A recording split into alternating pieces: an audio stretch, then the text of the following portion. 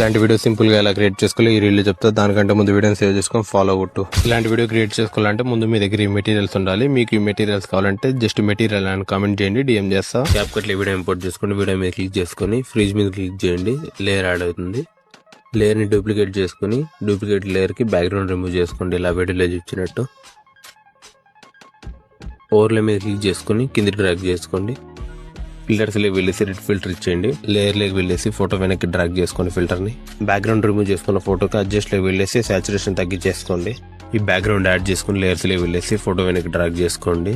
Price లోకి వెళ్ళేసి ఓవర్లే చేసి ఇలా అడ్జస్ట్ చేసుకోండి. బ్లాక్ బ్యాక్గ్రౌండ్ యాడ్ చేసుకుని ఇలా అడ్జస్ట్ చేసుకోండి. సేమ్ ఇలా డూప్లికేట్ చేసుకుని పైన కూడా యాడ్ చేసుకోండి. ఈ బ్లాక్ బార్స్ కి ఇలా కీ ఫ్రేమ్స్ ఇచ్చేసి ఫస్ట్ కీ ఫ్రేమ్ దగ్గర కింద కొట్టి పై కొట్టి మూవ్ చేసుకోండి. లేయర్స్ లోకి వెళ్ళేసి ఫోటోని ముందుకు డ్రాగ్ చేసుకోండి.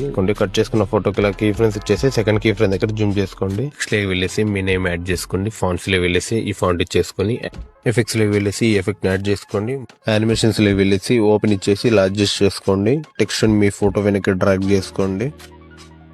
వైట్ బాక్స్ మీద క్లిక్ చేసుకుని గ్లిచ్ లో వెళ్ళేసి బ్లాక్స్ ఇచ్చేయండి. ఎఫెక్ట్స్ లోకి వెళ్ళేసి షేక్ ఎఫెక్ట్ యాడ్ చేసుకుని ఆల్ ఇచ్చేసి ఇలా అడ్జస్ట్ చేసుకోండి.